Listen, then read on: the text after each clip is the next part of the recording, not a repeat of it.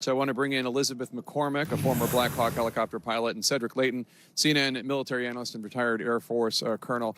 Elizabeth, let me start with you. An Army pilot who has flown Black Hawk helicopters like you in this area around Reagan National Airport told CNN's reporter Haley Pritzky that the Army's flights are routinely planned down to the tiniest detail.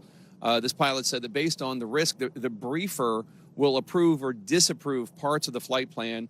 That assessment is then run by the unit's commander, then submitted to the FAA. So if it went through all of those levels, the question, of course, is just how could this have happened? Well, I believe there's three things that happened. If it had just been one, it wouldn't have been an issue, but three different things happened. First of all, they only had a crew of 3.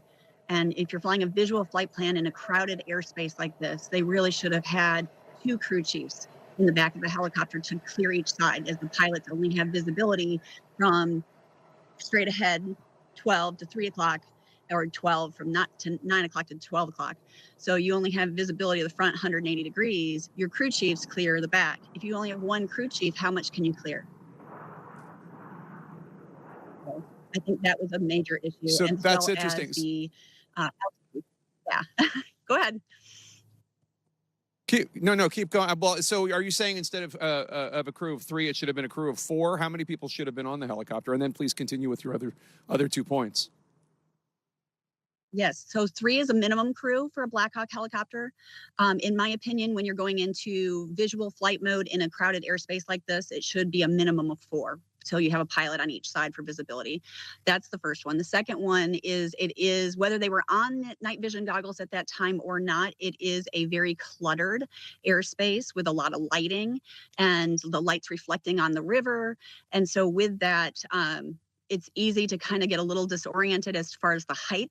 They were supposed to be at 200 feet, which is the helicopter routing in that area, and it wouldn't have been a conflict, but they were not at 200 feet. Obviously, reportedly, the incident happened at around 350 to 400 feet as the airliner was descending. So that they were at the wrong height. So that's a pilot error. The first would be a policy error or choice. And then the third is air traffic control said, do you have the CRJ in sight? Well, there were two aircraft in their field of view, and actually only one was really obvious to them. And that was if you watch the video, the aircraft taking off in the foreground is probably the one they were facing, the pilots were facing, and said, yeah, I got it. The air traffic control should have said, do you have the aircraft at 5 o'clock? So they were looking at the rear. If they had done that, the Black Hawk is maneuverable. The Black Hawk could have moved out of the way quickly. They can move on a dime and make that happen. And it wouldn't have happened. Cedric, that's one of the most informed explanations I've heard of what possibly went wrong that I've yet. Thank you so much for that. Do you agree with what you had to say? Yeah, basically I do, Jake. Elizabeth has obviously a wealth of experience with this, and when you look at the way in which the crews are set up for Black Hawk helicopters, that's a critical thing. You know, you've got the mission planning piece that you mentioned, and as Elizabeth was explaining, there are also so many concerns that they have to really look at, including not only the weather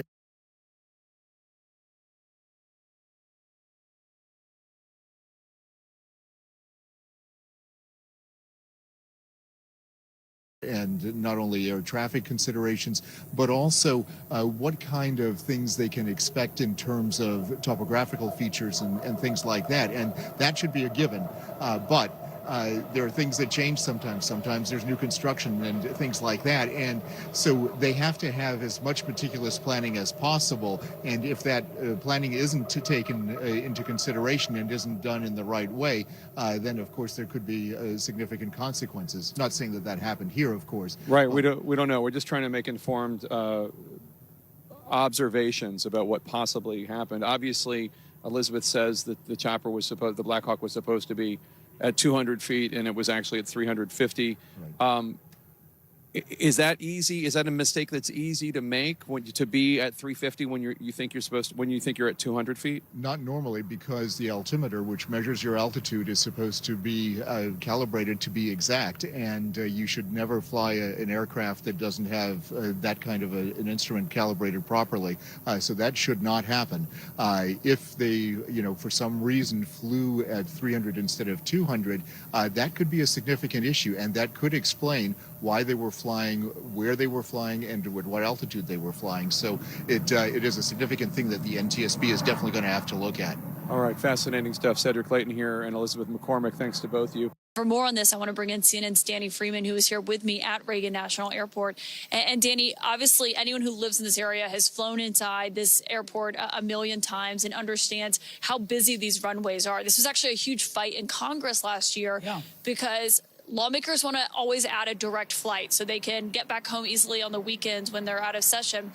But lawmakers from Virginia and from Maryland were expressing a lot of concern about adding more flights to put in this airspace, given how congested it already was. Yeah, you heard Senator Tim Kaine speak about that a lot, both last night and, of course, today as well, that this has been a concern that he's been talking about for quite some time. And I think you can expect to hear more about that, not only because of the tragedy that happened yesterday, but also because part of our CNN Investigates team, they've been unveiling, or I should say reporting on, near misses, specifically here at Reagan National Airport in the past, that have also specifically happened when it comes to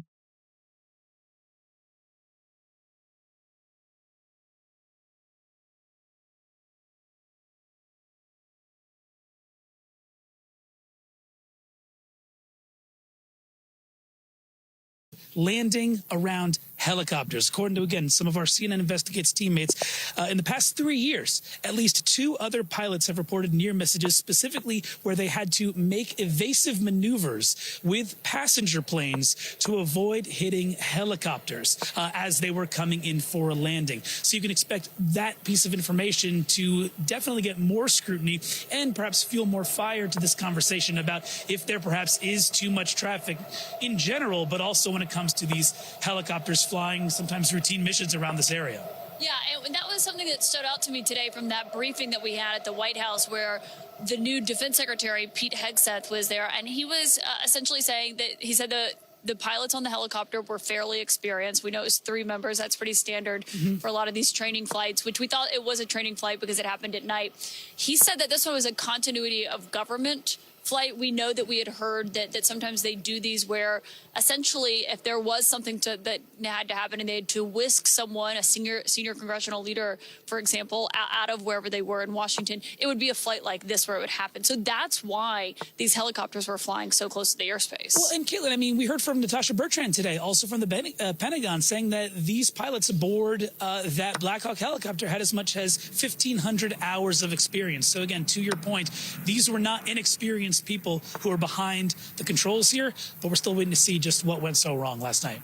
Danny Freeman, thank you for that. And also tonight, an Army pilot who has flown a Black Hawk helicopter near the airport describes what that is like. Retired Marine Colonel William Bernard Dunn, a former attack helicopter pilot, is here with me now. And Colonel, thank you for being here. Can you just, as someone who has done this, can you tell us, one, what it's like and how challenging it is to fly over in this airspace? Thank you. It is very challenging. I've flown Marine Cobras right there on the low-level route around Reagan National Airport, several decades ago. It's very difficult. You're working with air traffic control nonstop, and you're focused completely on ensuring that in my time, you couldn't go above 100 feet above the ground level.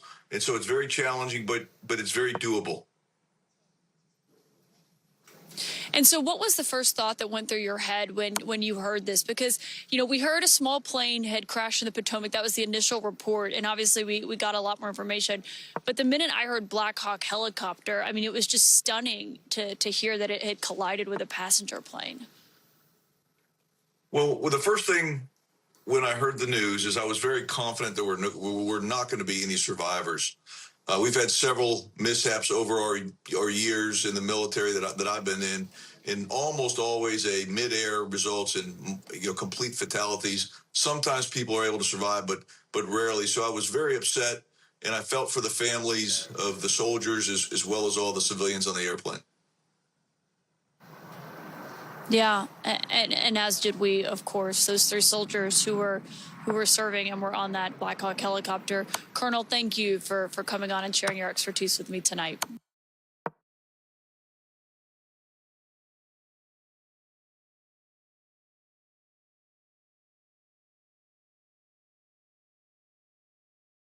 They really should have had two crew chiefs. First of all, they only had a crew of three.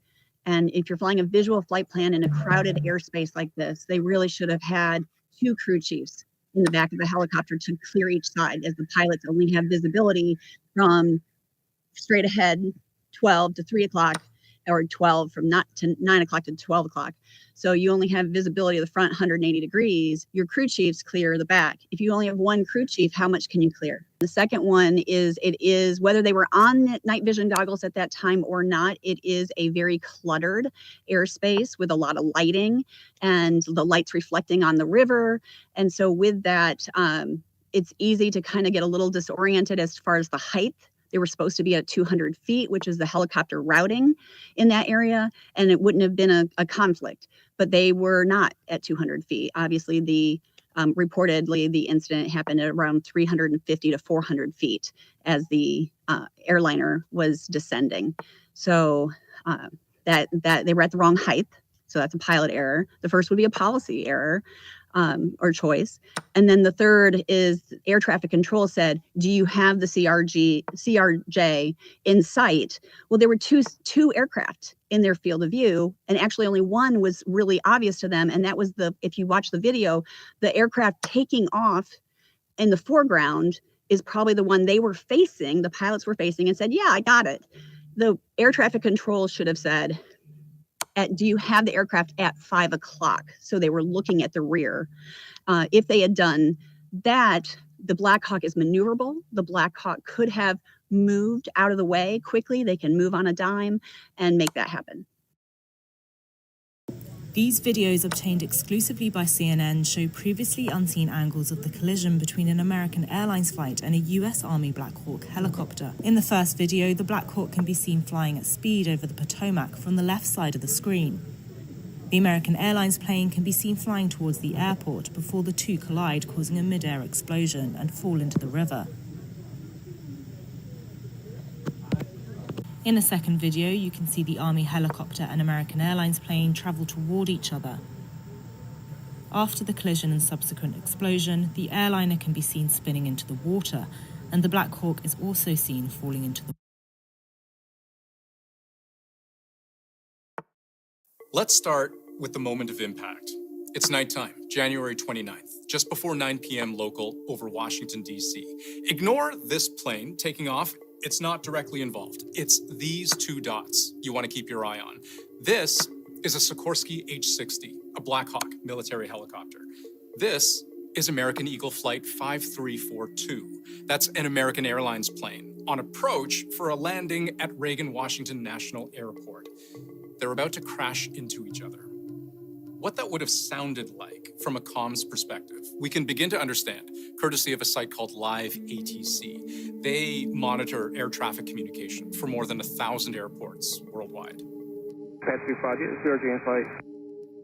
Pat 25, pass on this CRJ. Pat 25, that's the helicopter. CRJ, that's the passenger plane with 64 people on board. What you're hearing there is air traffic control asking the helicopter pilot if they see the plane, because 21 seconds later, we now know they would collide in midair. American 472, Washington, 1 star, 32017. Did you see that? And what everybody nearby would have seen was this: two lights converging and a fireball, a devastating, deadly impact. What witnesses described as a stream of sparks. We were just talking. Next thing you know, I heard a loud explosion. I looked to the left, saw just a big ball of fire, and then wreckage just falling down towards the river. And my neighbor hollered out, "Oh my God, that's a plane." But then silence. From that point on, if you saw a stream of lights, they were probably the flashing lights of first responders, because there was no fiery ground explosion. Both the plane and the helicopter crashed into the Potomac River. We can see that on flight radar trackers like this one from FlightAware. The particular route of this passenger plane happens just about every day, a 2.5-hour flight from Wichita, Kansas to Reagan National in DC. You can see from this flight on January 27th what an approach from the north might look like. This plane entered a holding pattern before touching down. The day before, a relatively smooth approach from the south. But you can see the difference with the flight that just crashed. It swings a little wider, heading for a different runway, but we lose the signal right at the river, well short of the airport itself. The most immediate question for first responders would have been, could anyone possibly have survived? Very quickly, this call escalated. Responders realized that they had a plane crash and immediately escalated to a response that ultimately included about 300 people. But there were two big problems. It was dark and it was cold. Divers had to contend with chunks of ice among the debris. The fuselage of the plane split into 3 parts. The helicopter reportedly upside down. The challenges are access. The water that we're operating in is about 8 feet deep. There is wind, there is pieces of ice out there, so it's just dangerous and hard to work in. And for a passenger suddenly plunged into ice-cold water, physiologically a few things happen. You start to gasp for air, hyperventilate, cold shock affects your thinking, your decision-making. Your heart rate shoots up, and within minutes, you lose muscle control. Then, hypothermia sets in. The night of the crash, this was a search and rescue mission. The following morning, it was a recovery operation. At this point, we don't believe there are any survivors from this accident. And we have recovered 27 people from the plane and 1 from the helicopter. According to the Pentagon, there were 3 soldiers in the Black Hawk helicopter. On the plane, according to American Airlines, 64 people. 60 of them passengers, 2 flight attendants, and 2 pilots. We will continue to work to find all the bodies and collect them and reunite them with their loved ones. U.S. Figure Skating, that's the American governing body for the sport. They've also confirmed several of their members were on board. Athletes, coaches, returning from a development camp and a national championship in Wichita this week. Still waiting on a lot of identifications. We do know that a large amount, at least 14 of the 64 people who died on the plane in this crash were from the U.S. figure skating community. But there's an important question investigators will try to answer over the coming months, maybe even years. How could something like this have happened? And at this time, we don't know why the military aircraft came into the path of the PSA aircraft. We can hear from air traffic control recordings. Flight 5342, the passenger plane, was cleared to land, but so too was the helicopter cleared to fly. The helicopter was in a standard pattern. If you live in the DC area, you'll see helicopters up and down the river. This is true. Reagan National is one of the more complex airports to navigate in the U.S. because of its proximity to military infrastructure, the U.S. Capitol, the White House, a heavy urban center. There are restrictions on where you can fly, what kind of approaches you can make. There are commercial flights, military flights. It's busy. This is a geographically constrained airport. It's relatively small that moves a lot of airplanes and helicopters through the airspace. This was not unusual with military aircraft flying the river and aircraft landing at DCA. But of course, mid-air crashes are exceedingly rare.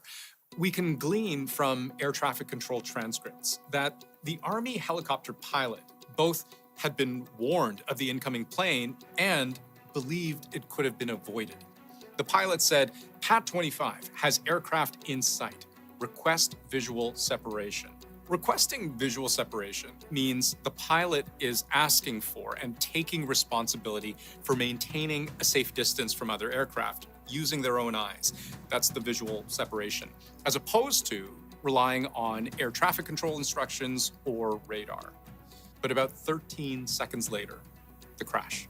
Everything was standard, they say, in the lead up to the crash, but something went wrong. Clearly something went horribly wrong. So what we don't know Why couldn't the helicopter pilot, who the U.S. Army says was flying a training mission, why couldn't the pilot avoid the crash? Did the pilot have eyes on the right plane? And on the flip side, was the passenger plane pilot even aware the helicopter was on a collision course? Listen to what the U.S. Secretary of Transportation had to say about this. I don't want to say too much on the communication between the helicopter in the tower and the airline in the tower, but I will say this: there was communication. It was, I would say, standard communication. So there was not a breakdown, if that's your question, in communication between the military helicopter and the American Airline flight. There was communication between the aircraft and the tower. Which sounds like there was no communication issue. But then there is a follow-up from the reporter. Was the plane pilot aware of the helicopter? This was the answer, which avoids the question.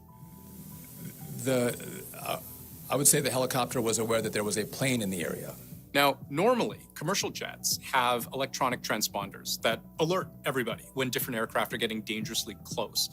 But it's not clear whether they would have activated at this altitude, and at least one expert told CBC this safeguard may not even have been in place because the military operates on literally a different wavelength. So the Black Hawk doesn't have, it's not going to have a transponder, or if it does, it's usually an internal military transponder that's not picked up commercially. Either way, the US president began casting blame within about 3 hours of the crash on social media. It is a clear night. The lights on the plane were blazing. Why didn't the helicopter go up or down or turn? Why didn't the control tower tell the helicopter what to do instead of asking if they saw the plane? This is a bad situation that looks like it should have been prevented. Not good. And at a news conference later that same day, the people in the helicopter should have seen where they were going. You had a confluence of bad decisions that were made. no investigation has yet come anywhere close to reaching any kind of conclusion. So many questions don't have answers right now. But there is work to do to explain an event that hasn't happened in the US on this scale in well over a decade.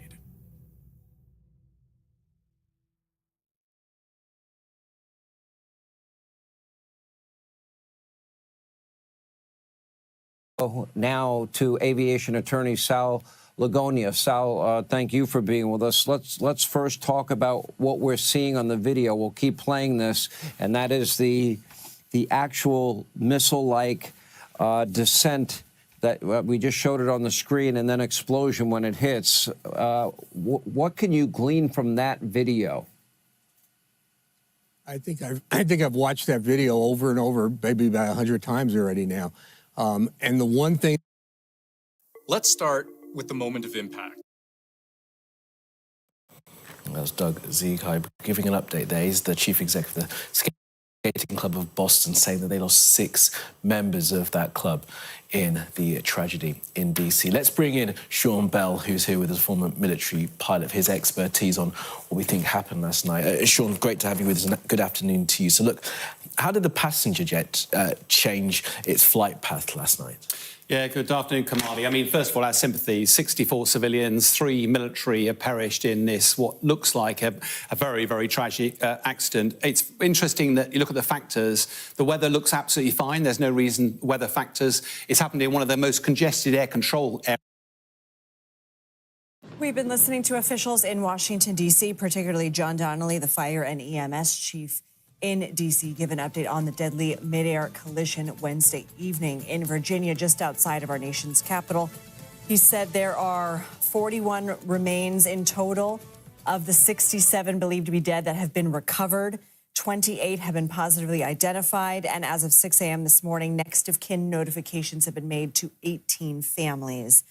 He also said, obviously, this is a very tough response for their people, for their responders who are working the scene, which you can only imagine is an understatement. Let's go to CBS News correspondent Skylar Henry, who is inside that briefing and is at Reagan National Airport with the latest. And Skylar, you asked a question regarding the conditions for recovery, whether it is impacting the recovery and whether they fear that they won't be able to recover all of the bodies. What was the response? Yeah, two parts to that. There is rain in this forecast here in Washington, D.C. for the rest of the day. The fire chief, Donnelly, spoke to that, saying that they train for these types of conditions year-round, and so they feel as if this will not impact their recovery process up until this point. In addition to that, resources coming in to help try to figure out exactly where the rest of these bodies may be. On that front, there was a question that was asked talking about the removal of the debris and whether taking out parts of the fuselage will help them recover the rest of the remains. The chief, as well as other officials, say that they felt confident that that might lead to the discovery of the rest of those remains. As you pointed out, only 41 of the 67 have been recovered up until this point, 28 positively ID'd, and then, yes, 18 next of kin families have been notified, and so there's still a long way to go in this process. We have spoken with the Coast Guard, who've talked about the number of cruise resources as well as part of the unified command here in the D.C. area along the Potomac that is helping with this recovery process as well. Something else to point out here has been how this has impacted the airport. We know that 2 runways, there are normally 3 here at Reagan National Airport that are in service. 2 runways have been closed. That's referred to as the crosswind runways, so to speak. They've been closed so as not to jeopardize the recovery process in all of this. We know that it is a reduced capacity in terms of the operational standpoints here at Reagan National as well. The number of flights that typically come in and out of here, around 800 flights a day. There have already been 100 cancellations here so far throughout the day today. Officials say that it will be a slow but steady bounce back, so to speak. They anticipate at least a week before those runways open back up and that this airport will be fully operational. And Skylar, since we last talked to you, the Army has released the names of at least 2 of the deceased soldiers from the Black Hawk helicopter. Staff Sergeant Ryan Austin O'Hara of Georgia, whom we have identified as a news network. Also, the remains of Chief Warrant Officer Andrew Lloyd Eves of Maryland. Those remains haven't been recovered yet. And at the request of the family, the name of the 3rd soldier will not be released at this time. And it is believed also that that soldier's remains have not been recovered yet. But interestingly, that Chief Donnelly said that a salvage crew was on scene. Coast Guard cutters are on scene. But the salvage crew is on scene to assess how to recover the aircraft from the water, and that they hope to start that by tomorrow afternoon. Yeah, and we will get a bit of details as far as the breakdown on the recovery process. What many experts have said is that the fuselage itself would have to be removed and put onto either a barge or some sort of apparatus that could get it out of the way, quite frankly, so that the recovery process can continue. The chief also said that they have searched a pretty significant portion of the river already, and I think based off of what they have able to find up until this point, they feel is pretty confident as to the rest of the remains being perhaps under or close to where the parts of the fuselage may be. Remember, officials said that at least upon initial impact, it broke into 3 pieces. And so there are certainly challenges with moving around. We expect to get more details on that process tomorrow as they continue to work through this recovery effort. I thought that several questions were interesting to specifically the VP of the airport, and you sort of sidestepped those questions and referred us to the FAA, referred journalists to the FAA. But one of the questions was, have you ever raised concerns about the crowded airspace with the FAA? His response was that safety was one of our top priorities, but that reporter continued to press and said that, but there have been near misses. Did you bring that up with the FAA? What was the response? Yeah, it was a yes or no question, and it was answered that you would have to take that up with the FAA. The concerns about the congestion would have to be taken up with federal lawmakers as well. And that is something that we have heard for the last several days. And so Really, this is going to be something that we will continue to press. The NTSB has indicated that they will be answering some of those questions as well as part of this investigation. And really, these are going to be questions that lawmakers raise as well, several of whom not only raised their concerns about the congestion here at Reagan National Airport, but as it relates to military training and rehearsals and practices and missions that happen in this region as well, and whether that should continue or should they try to do something else moving forward, given the amount of concerns that have brewed up in this entire airport airspace for the last several years. And so there's going to be a lot of unanswered questions, a lot of questions asked, I should say, for several different officials, for the FAA, for NTSB, for lawmakers, as they try to decide how they're going to move forward. There's also going to be a lot of questions raised as well about what happens personnel-wise as relates to air traffic control. That is going to be something else that I think a lot of people will be curious about as it relates to staffing. We know that for years there have been concerns around air traffic control staffing in and out of those towers, some of whom saying that they have to work around the conditions presented to them, and that's funding and that's personnel. And so they say that they are going to have to do several different things in order to try to figure out what those best practices might have to be given the strains on the system as it currently presents. And so I think there is going to be a big review process in all aspects of this to try to make sure that something like what happened earlier this week doesn't happen again. Skylar Henry, thank you.